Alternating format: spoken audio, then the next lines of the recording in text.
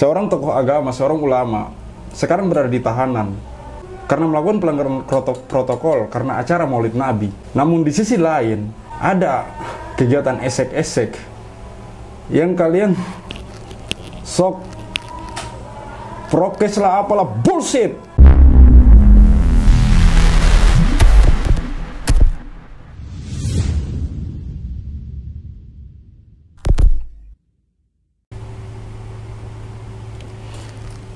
Bismillahirrahmanirrahim. Assalamualaikum warahmatullahi wabarakatuh. Kembali lagi bersama saya Khalid Al-Walid. Ini ada video baru dari Bang Edi Mulyadi mengenai Habib Rizik Syihab yang saat ini di penjara. Ya, kita langsung saja menuju ke video beliau tanpa perlu panjang lebar. Bismillahirrahmanirrahim. Assalamualaikum warahmatullahi wabarakatuh. Saudara, dengan saya Edi Mulyadi. Saudara, mohon maaf saya nggak tahan ketawa. Pagi ini saya buka video, kiriman video dari salah satu grup pertemanan yang saya ikuti. Nanti videonya mungkin ditayangkan sebentar ya. Video ini tentang suasana di sebuah klub malam yang kita langsung paham, nggak usah melakukan investigasi gitu kan, nggak usah jadi jurnalis yang sangat serius. Namanya klub malam ya sudahlah, namanya klub malam, ada perempuan-perempuan cantik nih ya, mohon maaf ya nanti mungkin dihindarin juga. Ih seru ya. Aduh, astagfirullahaladzim. Perempuan-perempuan cantik dengan baju-baju yang memang bajunya rok panjang, tapi semuanya pakai tank top ya, tali-tali doang, buah dada kemana-mana. Mereka duduk rapi saudara di bangku sofa panjang berwarna merah, rapi gitu, rapi. Kemudian di sebelahnya ada garis silang berwarna kuning, artinya orang tidak boleh duduk di sebelahnya. Sebelahnya kosong, ada silang lagi dan sebagainya.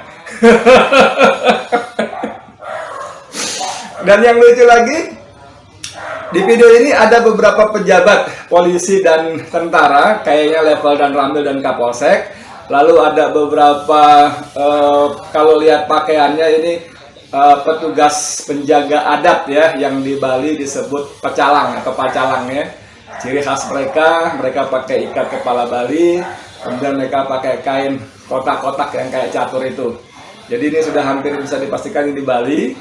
Dan lucunya lagi, kenapa saya nggak bisa ketawa, para pejabat polisi dan tentara mungkin dan ramil dan kapolsek ini, ada beberapa tentara ngambil videonya juga, nanti kita coba tayangkan juga.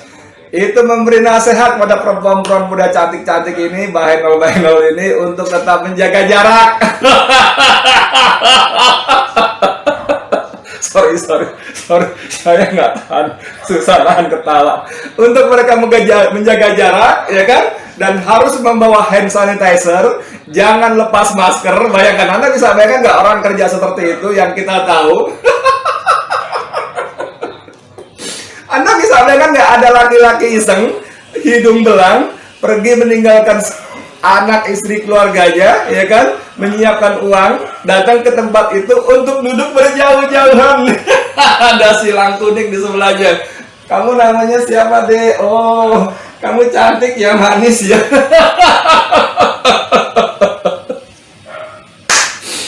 Ini dan ramil atau mungkin kapolsek mengatakan, adik-adik jangan lupa tetap jaga jarak, pakai masker, dan gunakan hand sanitizer. Nanti kalau bersentuhan setelah selesai jangan lupa pakai hand sanitizer. Allahu Akbar, ini dagelan model apa cuma ada di negeri tercinta Indonesia Raya yang gemar ripah loh jinawi, untean jambut katulistiwa. Allahu Akbar. Yang gini saudara, yang saya mau bilang, semua orang tahu ini tempat apa. Ini tempat laki-laki datang mau ngapain, ya kan?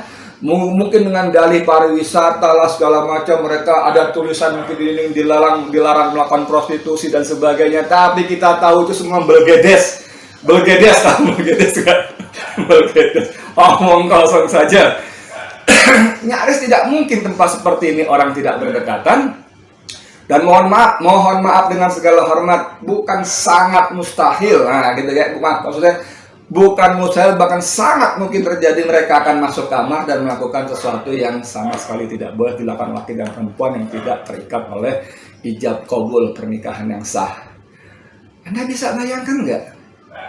Itu terjadi, dan sebelumnya mereka dikumpulkan oleh pejabat polisi dan tentara, diberi briefing, tolong jaga jarak, jangan lepas masker, cuci tangan, pakai hand sanitizer. Aduh. Pertama, ini dagelan yang sungguh-sungguh sangat tidak lucu, walaupun tadi di awal-awal saya ketawa ngakak, susah menahan tawa saya.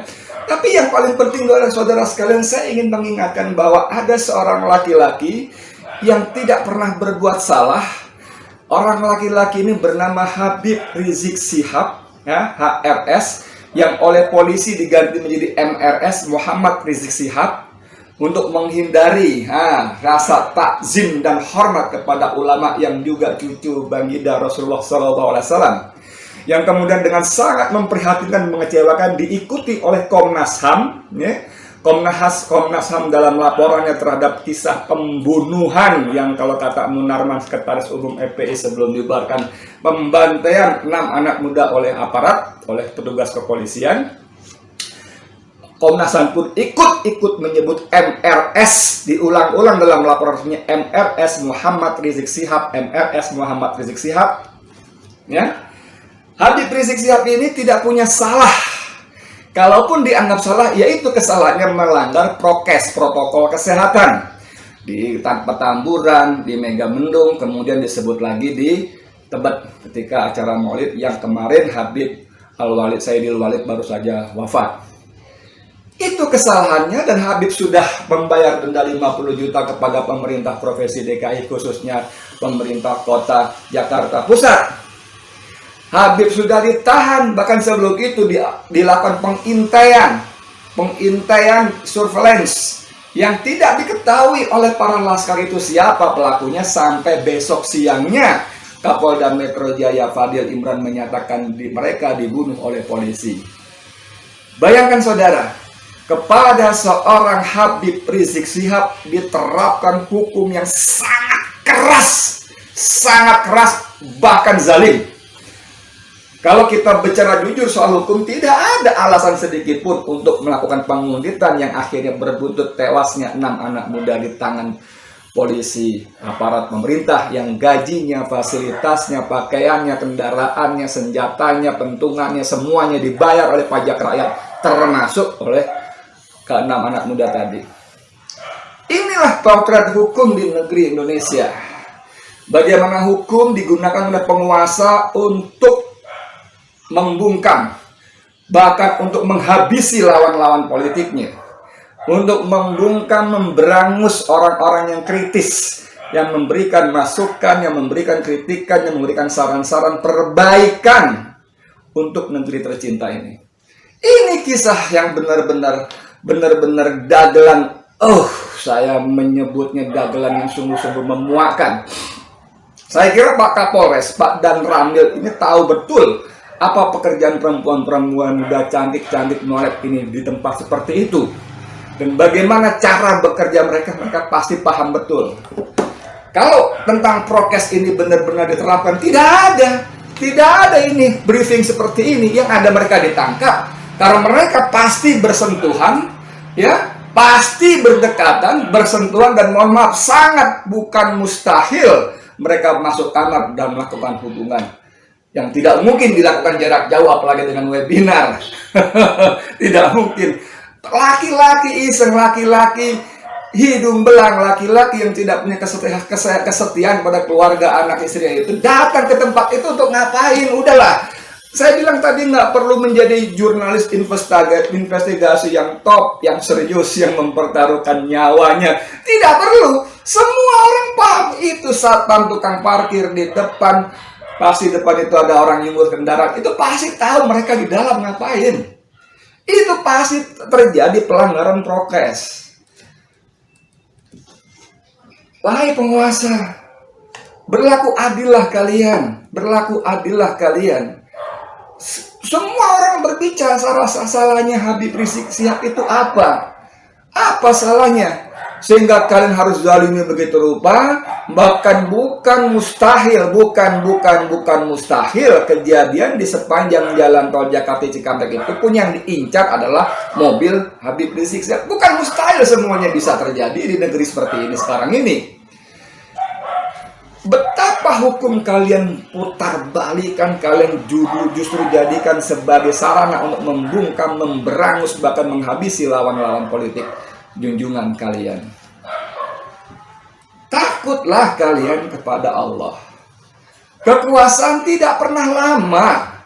Hidup pun yang kalian bangga-banggakan akan mati. Kekuasaan jabatan yang kalian pegang akan selesai. Dan kalau kalian orang-orang berpancasila, kalau kalian orang-orang yang beragama, pasti kalian semua mengenal konsep akhirat, yang di situ ada pertanggungjawabannya, yang kalian tidak bisa mungkir, tidak bisa menolak, tidak bisa menyuruh anak buah, tidak bisa menyogok hakim dan sebagainya, karena mahkamah Allah, mahkamah yang sangat-sangat adil. Sampai kapan kalian mempermainkan hukum? Laki-laki bernama Habib Rizik Syihab ini bukan penjahat, bukan koruptor bansos, yang justru ketika musibah bertubi-tubi di seluruh sentero Indonesia, anak-anak buahnya, orang-orang mencintainya, murid-muridnya datang di garda depan pertama melakukan pertolongan pada para korban bencana banjir, gempa bumi, kebakaran, longsor, dan sebagainya dan seterusnya. Dan kalian dengan zalim wahai PPATK memblokir semua rekening yang terkait dengan FPI, Habib Rizik, anak-anaknya, Hilmi, orang-orang yang bersimpati dengan perjuangan mereka memberikan bantuan-bantuan sosial. Semua kalian blokir, tidak kurang dari 69 rekening. Bahkan rekening Munarman pun yang untuk mengobati ibunya yang sakit kalian blokir dengan dalih mereka terkait dengan FPI. Saya mau tanya, apakah kalian juga memblokir rekening orang-orang yang terkait dengan Juliari Peter Batubara, Mensos Menteri Sosial yang menyolong bantuan sosial, merampok bantuan sosial? Apakah kalian juga membekukan rekening PDIP?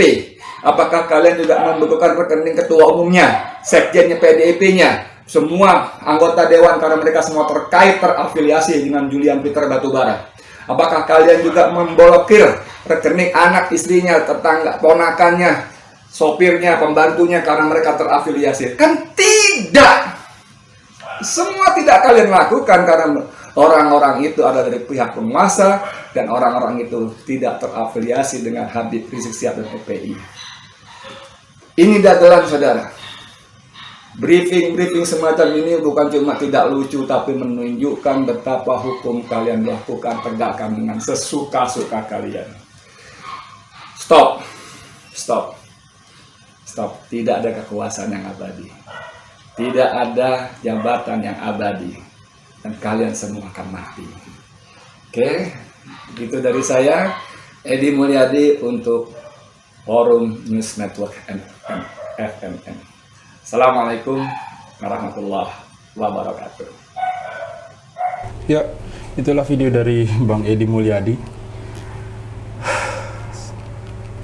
Luar biasa ya, ketika orang yang melakukan maulid Nabi dibatasi, bahkan sekarang pelakunya di dalam tahanan. Kita sholat Jumat dikasih jarak yang menyebabkan kuota dalam masjid itu akhirnya terbatas. Sholat di masjid pun sekarang berkurang dengan adanya prokes. Tidak masalah, itu sesuatu yang betul demi memutus wabah COVID-19. Tapi dengan adanya video semacam ini, esek-esek masih dibolehkan. Itu satu hal yang mengundang malapetaka dari Allah Subhanahu wa taala. Pantas saja Indonesia hari ini ditimpa musibah bertubi-tubi, ternyata kalian masih seperti ini gitu loh. Luar biasa. Saya sudah tidak bisa berkata apa-apa lagi ketika seorang tokoh agama, seorang ulama sekarang berada di tahanan karena melakukan pelanggaran protokol karena acara Maulid Nabi. Namun di sisi lain ada kegiatan esek-esek yang kalian sok prokes lah apalah, bullshit. Bagaimana caranya kegiatan esek-esek seperti itu masih dilaksanakan prokes? Memang pantas Bang Edi Mulyadi ketawa, karena itu bullshit, omong kosong. Cukup sekian video dari saya. Assalamualaikum warahmatullahi wabarakatuh. Saya Khalid Al Walid. See you on the next videos.